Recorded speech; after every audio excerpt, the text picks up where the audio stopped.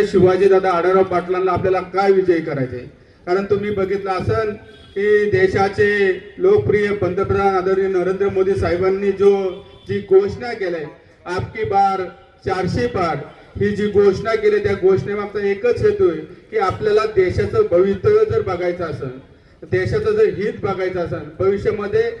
देश हा महासत्तेवर जर न्यायचा असेल तर आपल्याला नरेंद्र मोदी साहेबांना तिसऱ्यांदा पंतप्रधान करायचे। त्यासाठी त्यांनी आपकी बार 400 पार ही जी घोषणा केली आणि ही घोषणा करीत असताना आदरणीय देशाचे पंतप्रधान या देशासाठी जे काही निर्णय घेत आहे, देशाच्या हितासाठी जे निर्णय घेत आहे, मग साईनाथजी बाबरांनी सांगितलं की या ठिकाणी आपल्या या अयोध्येमध्ये जे हिंदुत्वाचं एक प्रतीक होतं की सर्वांना वाटत होते की अयोध्येमध्ये श्रीरामाचं मंदिर झालं पाहिजे, पण ते श्रीरामाचं मंदिर झालं, 370 सारखा कलम हटवला। त्याचबरोबर अनेक योजना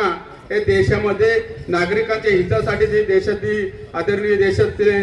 पंतप्रधान नरेंद्र मोदी साहेबांनी घेतले हे सर्व निर्णय तर आपण सर्वांनी जर तळागाळातल्या कार्यकर्त्यांपर्यंत पोहोचवलं आणि आपल्या सर्व हडपसर मतदारसंघामध्ये महायुतीच्या आणि घटक पक्षाच्या जर प्रत्येक कार्यकर्त्यांनी जर पायाला भिंगरी लावून येणारे 20 दिवस किंवा 19 दिवस राहिले असून हे 19 दिवस जर प्रचंड संख्येने मेहनत घेऊन जर प्रचार केला तर येणाऱ्या काळामध्ये जे महायुतीने 17 महिने जे काम केले आणि जे महाराष्ट्रातील निर्णय घेतले, जास्त करून महिलांसाठी जे निर्णय घेतले, हे जर तळागाळापर्यंत पोहोचवण्याचं जर का आपण सर्वांनी केलं तर नक्कीच येणाऱ्या काळामध्ये आपण बघितलं असेल की देशाचे महाराष्ट्राचे मुख्यमंत्री एकनाथ शिंदे साहेब असतील, उपमुख्यमंत्री देवेंद्रजी फडणवीस साहेब असतील, आदरणीय अजितदादा पवार साहेब असतील, तसंच आदरणीय आठवले साहेब असतील, आदरणीय आमचे मनसेचे नेते आदरणीय राजसाहेब ठाकरे असतील, यांनी जो आपल्या नरेंद्र मोदी साहेबांना शब्द दिलाय की या देशातून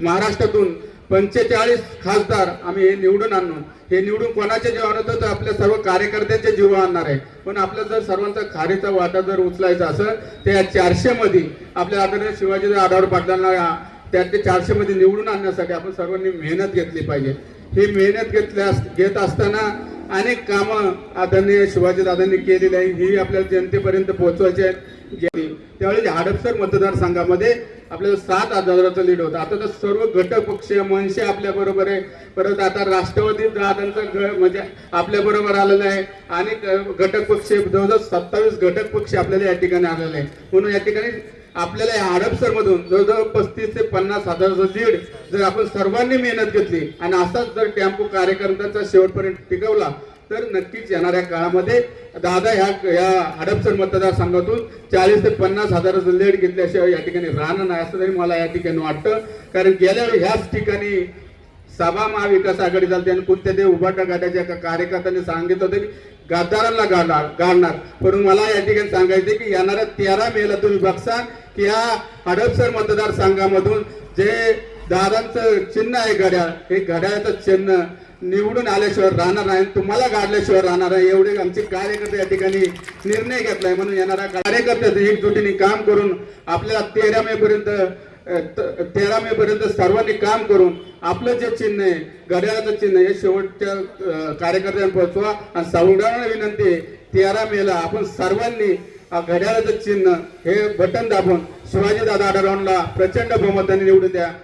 पुण्याच्या पूर्व भागातील 1938 पासून ग्राहकांना गुणवत्ता व सेवेची हमी असलेले अग्रवाल स्वीट्स म्हणजे नुसती परंपरा नाही तर चोखंदळ खवयांसाठी मेजवानी आहे। स्वर्गीय मुन्नालाल अग्रवाल यांच्या प्रदीर्घ वारसा सांभाळत अग्रवाल कुटुंबियांनी स्वीट्समध्ये ग्राहकांची गरज ओळखून अस्सल तुपातील पदार्थ आणि तत्पर सेवेचा वारसा जपत फूड क्षेत्रात नावलौकिक मिळवला आहे। हडपसर गाडीतळ व आकाशवाणी रविदर्शन येथील अग्रवाल स्वीट्सच्या शाखेला नक्की भेट द्या।